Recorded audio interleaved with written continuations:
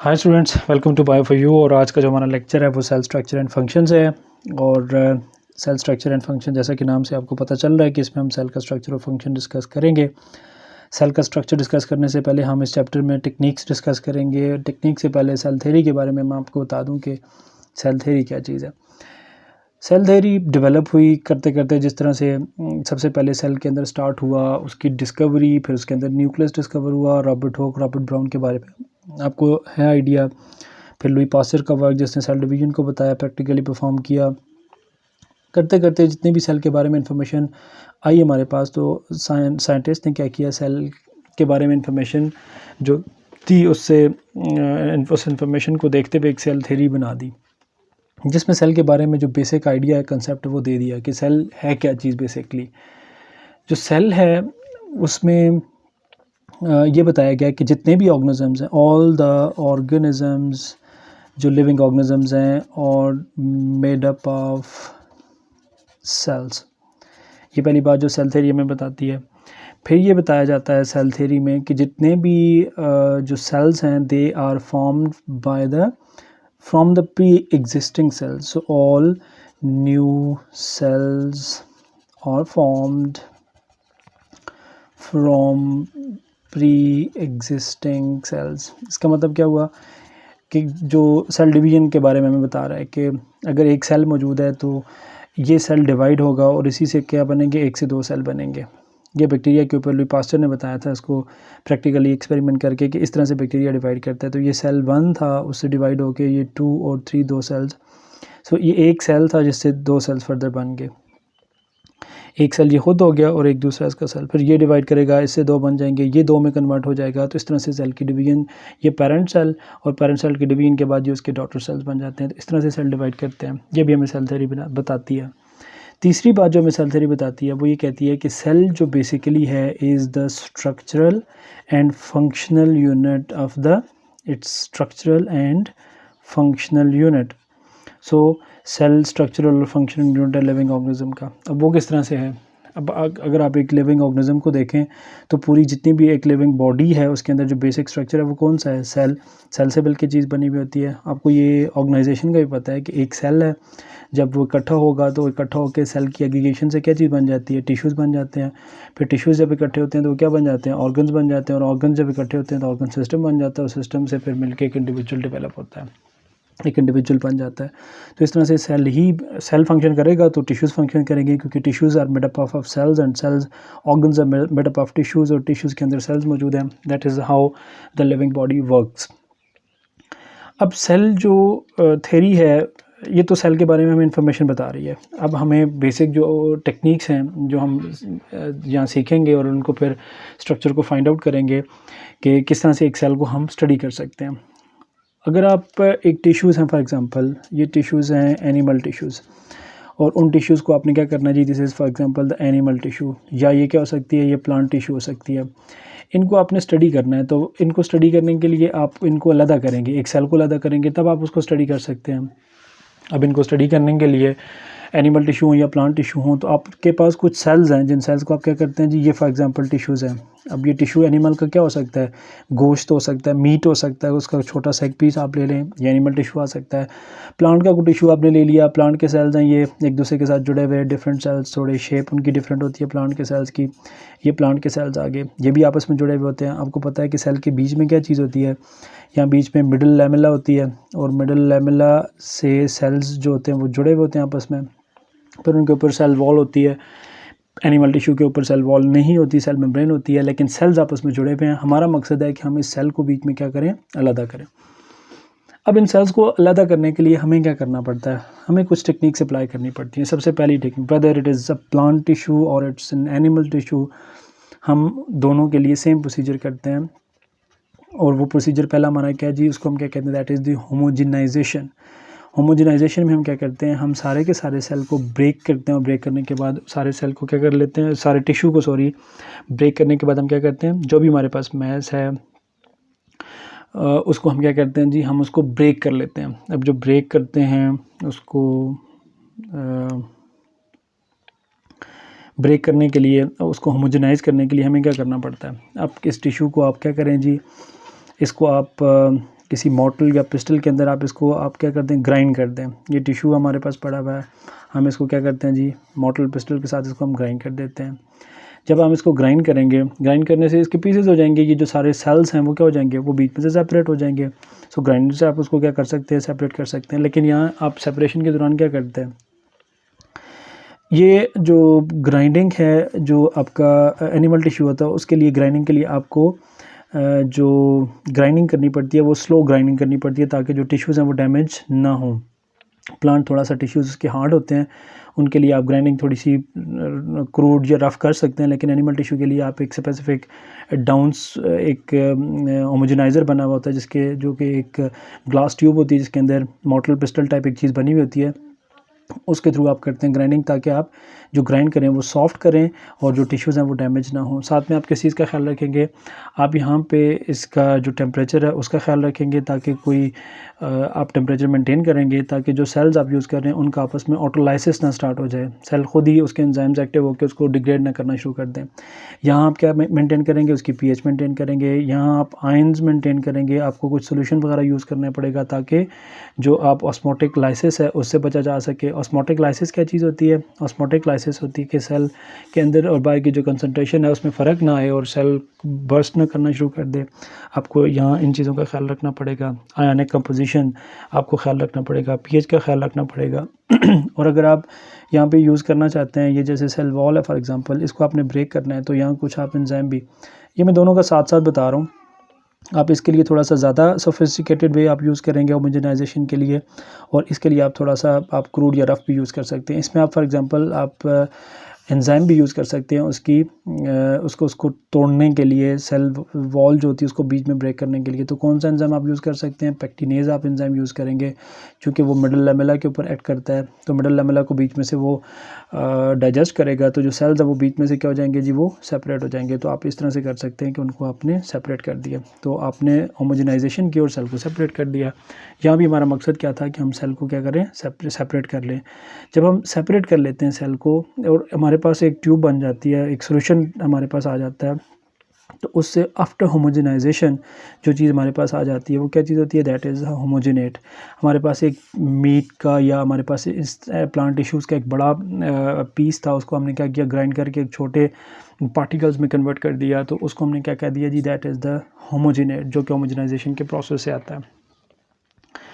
अब जब आप होमोजेनाइजेशन कर लेते हैं तो होमोजेनाइजेशन आप कहते हैं कि it's a crude process. Crude process मतलब इसमें आपके अभी जो सेल के कंपोनेंट्स हैं वो अलग नहीं हुए, बल्कि आपने होमोजेनेट के अंदर किस चीज़ को सेपरेट कर लिया हुआ है, आपने उसके अंदर सेल्स को सेपरेट कर लिया हुआ है। So we have separated the cells through the process of homogenization.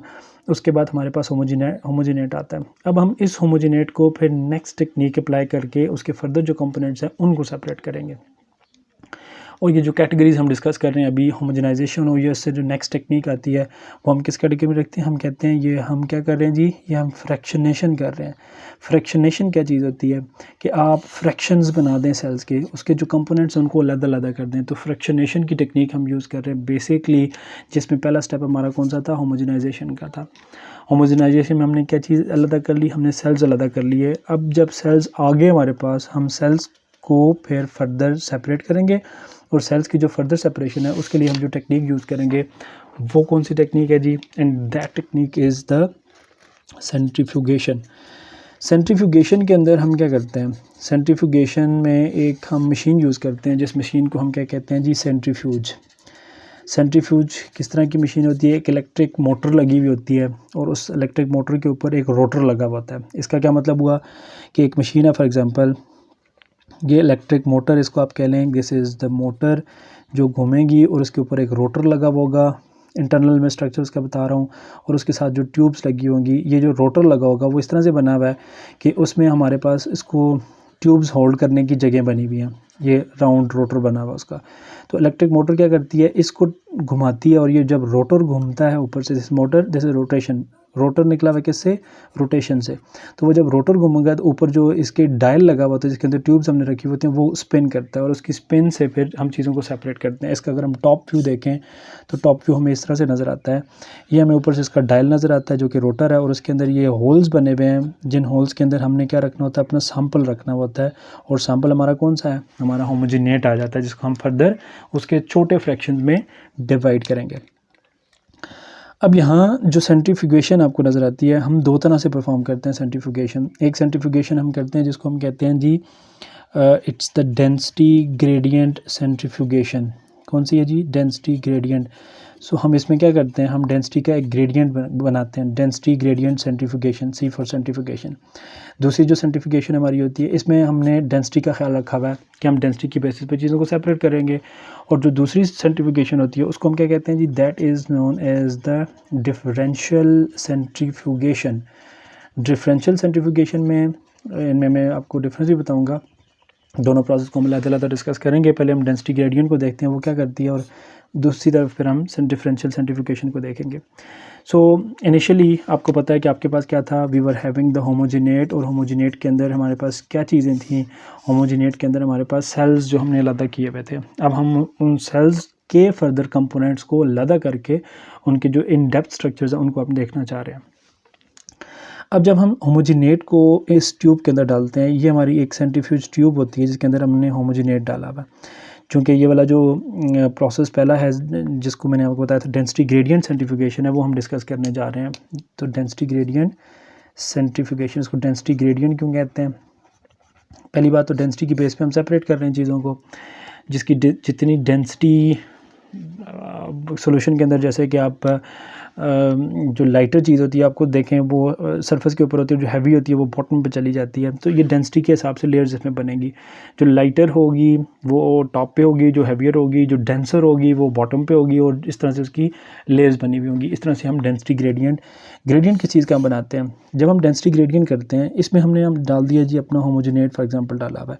तो होमोजेनेट हमारे पास प्लांट या एनिमल के सेल्स थे जिनको हमने सेपरेट किया हुआ था, फर्दर उसको हम होमोजेनेट करना चाहते हैं, उसकी डेंसिटी सेंट्रीफ्यूगेशन करना चाहते हैं। तो हमने क्या करना है, होमोजेनेट के साथ साथ एक डेंसिटी ग्रेडियंट भी हमने डालना है।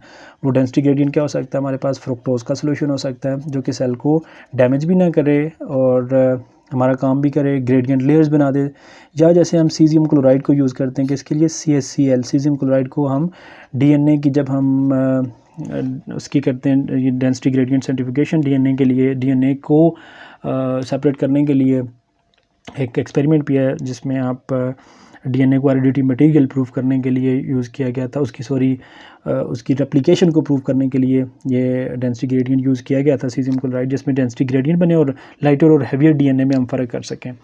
तो आप इस ट्यूब के अंदर साथ में फ्रुक्टोज या सीजियम क्लोराइड का डिपेंड करता है, मोस्टली फ्रुक्टोज सोल्यूशन यूज़ किया जाता है।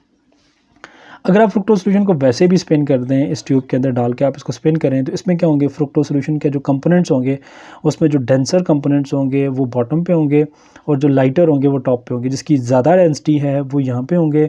तो अगर मैं इसको ऐसे शो कर दूँ कि लाइटर टू हैवियर डेंसिटी, ये एरो शो कर रहा है, ऊपर लाइटर डेंसिटी वाले कंपोनेंट्स आ जाते हैं और नीचे कौन से आ जाते हैं जी, हैवियर डेंसिटी वाले कंपोनेंट्स आ जाते हैं। ये हम डेंसिटी ग्रेडियंट में सॉल्यूशन की इस लेयर्स का फ़ायदा उठाते हुए हम अपने सैंपल को अलग कर लेते हैं। अब हम करते क्या, चूँकि ये डेंसिटी का ग्रेडियंट बना हुआ है, हमने इसके अंदर जब होमोजेनेट डाला हुआ है और सॉल्यूशन भी हमारा यहाँ पे बना हुआ है, जब हम इसको स्पिन करेंगे, अब जो रोटर लगा हुआ है उस पर मशीन क्या करती है, स्पिन करती है। स्पिनिंग की फोर्स होती है जो इस ट्यूब को घुमाती है, और ट्यूब को घुमाने से जो इसके ट्यूब के कॉन्टेंट्स होंगे, जब ये ट्यूब घूमेंगी तो इसके अंदर के जो कॉन्टेंट्स होंगे वो भी घूमेंगे, और इसके अंदर कॉन्टेंट्स क्या हैं, होमोजेनेट डाला हुआ है और साथ में ये सोल्यूशन डाला हुआ है। इस ट्यूब के अंदर जब वो होमोजेनेट घूमेगा, होमोजेनेट और साथ में सैंपल भी, तो ये कंपोनेंट्स फॉर एग्जांपल ये स्पिन कर रही है, तो जब ये स्पिन करेगी तो स्पिन करने से इसके कंपोनेंट्स घूमेंगे। तो जब कंपोनेंट्स घूमेंगे तो क्या करेंगे, घूमेंगे और साथ में बॉटम की तरफ भी जाते जाएंगे। ये घूमते हुए और नीचे की तरफ जाना शुरू कर देंगे, ये घूमते भी जा रहे हैं और साथ में नीचे की तरफ भी जाते जा रहे हैं। और जो ज़्यादा डेंसर हैं वो अपने आप को कहाँ रेंज करेंगे, जैसे कि आपको ये नज़र आ रहा है, ये लाइटर पोर्शन आ रहा है, ये उससे हैवियर है, ये उससे हायर डेंसिटी बॉटम की तरफ आप जा रहे हैं। सेल होमोजेनेट के अंदर जितने कंपोनेंट्स होंगे वो इन लेयर्स के हिसाब से अपने आप को अरेंज कर लेंगे। फॉर एग्जांपल हमने इसको स्पिन किया और आफ्टर स्पिनिंग इसमें जो प्रिंसिपल यूज़ हो रहा है वो भी आपको पता है कि इसमें हम क्या चीज़ यूज़ करते हैं, इसमें हम सेंट्रीफ्यूगल फोर्स यूज़ करते हैं। और सेंट्रीफ्यूगल फोर्स कौन सी होती है, जो कि जहाँ इन कंपोनेंट्स को इस सर्कल में से बाहर निकलने के लिए फोर्स कर रही होती है। तो ये कंपोनेंट साथ में घूम भी रहे होते हैं और वो नीचे की तरफ भी जा रहे होते हैं। तो सेंट्रीफ्यूगल फोर्स है जो कि उस सर्कल में से उनको बाहर की तरफ मूव करती है, और जब ये बाहर निकलते हैं तो बॉटम की तरफ भी जाना शुरू कर देते हैं। सो जब हमने इसको स्पिन कर लेते हैं तो स्पिन करने के बाद हमारे पास ट्यूब में जो कंडीशन बन जाती है वो डेंसिटी की बेसिस पे लेयर्स बन जाती हैं, क्योंकि सॉल्यूशन में जो कंपोनेंट जिस डेंसिटी के इक्वल होगा वो वहाँ पे अपने आप को अरेंज कर लेगा। फॉर एग्जांपल स्पिनिंग के बाद जो सबसे लाइटर कंपोनेंट होगा वो टॉप पे अपने आप को अरेंज कर लेगा, लाइक हेयर सॉल्यूशन के जो कंपोनेंट्स हैं उनके अकॉर्डिंगली। उससे जो हैवियर होगा वो यहाँ पे, उससे जो होगा फिर इस तरह से बॉटम पे, जो सबसे ज़्यादा डेंस होगा वो यहाँ पे होगा, उससे लाइटर अबव, इस तरह से। तो ये क्या बन गई हैं जी, हमारे पास लेयर्स बन जाती हैं। और ये जो लेयर्स हैं इसमें हमने सेपरेट कर लिया चीज़ों को, किसकी बेसिस पे, on the basis of their density. अब हमने किन चीज़ों को सेपरेट कर लिया, सेल के अंदर भी चीज़ें, जो कि सेल पहले कंपोनेंट लदा हुआ था होमोजेनेट, उसका हमने बनाया था वैसे ग्राइंड करके। अब ये सेल टूटा है और सेल के टूटने के बाद जो उसकी सबसे हैवी चीज़ है, फॉर एग्जांपल न्यूक्लियस सबसे हैवियर है, वो न्यूक्लियस बॉटम पे होगा, उससे ऊपर आप जाते जाएंगे। प्लाज्मा मेम्ब्रेन यहाँ पे उसकी हैवियर है, वो बॉटम पे होगी। राइबोसोम्स ऊपर होंगे, बाकी जो प्रोटीन्स या छोटे एंजाइम्स या इस तरह से जो छोटे कंपोनेंट्स होंगे वो सेल के वो ऊपर होंगे, और जो हैवियर कंपोनेंट्स हैं यहाँ गोल्जी बॉडीज़ आपको नज़र आएंगी, यहाँ पे एंडोप्लाज्मिक रेटिकुलम आपको नज़र आएगा। तो जो हैवियर चीज़ें होंगी हाई डेंसिटी वाले वो आपको बॉटम पे नज़र आएंगे, और जो लाइटर होंगे वो ऊपर आपको नज़र आएंगे। तो ये डेंसिटी ग्रेडियंट सेंट्रीफ्यूगेशन है, जिसमें हमने डेंसिटी की बेसिस पे चीज़ों को सेपरेट किया हुआ है। अब जो नेक्स्ट है जो उसका डिफरेंशियल सेंट्रीफ्यूगेशन, बल्कि एक और चीज़ मैं इसमें आपको बता दूं कि ये जो लेयर्स बन गई हैं इनको हम सेपरेट कैसे करेंगे। इनको सेपरेट इस तरह से करेंगे कि या तो ये किया जाता है कि इसके जो ट्यूब है इस ट्यूब के बॉटम पे आप एक होल कर दें, और जब आप होल करेंगे तो यहाँ से आपने होल किया, और ये जो पहला कंपोनेंट है आपने जब इसको पोर करेंगे नीचे आपने इसकी एक ट्यूब रखी अलग से, और जो पहली लेयर है वो यहाँ से पोर होके इसके अंदर चली जाएगी। तो ये पहली जो लेयर है वो आपकी सेपरेट हो जाएगी। फिर आप एक और ट्यूब नीचे रखेंगे, उस ट्यूब में आपकी ये जो दूसरी लेयर है वो यहाँ पे आ जाएगी। फिर तीसरी लेयर आपकी यहाँ, इस तरह से आप सारी ट्यूब्स के अंदर ये थर्ड और फोर्थ, इस तरह से आप इन सारों को क्या कर लेंगे, वो सेपरेट कर लेंगे। या आप इसको यहाँ से भी सेपरेट कर सकते हैं कि आप ख़ुद इसको उठा के अलग अलग ट्यूब्स में आप इनको डालते रहें। इस तरह से आप डेंसिटी ग्रेडियंट सेंट्रीफ्यूगेशन में चीज़ों को सेपरेट कर लेते हैं। नेक्स्ट जो हमारा लेक्चर होगा वो डिफरेंशियल सेंट्रीफ्यूगेशन के ऊपर है, और उसमें मैं आपको बताऊंगा कि डिफरेंशियल में किस तरह से हम चीज़ों को सेपरेट करते हैं। तब तक के लिए अल्लाह हाफ़िज़।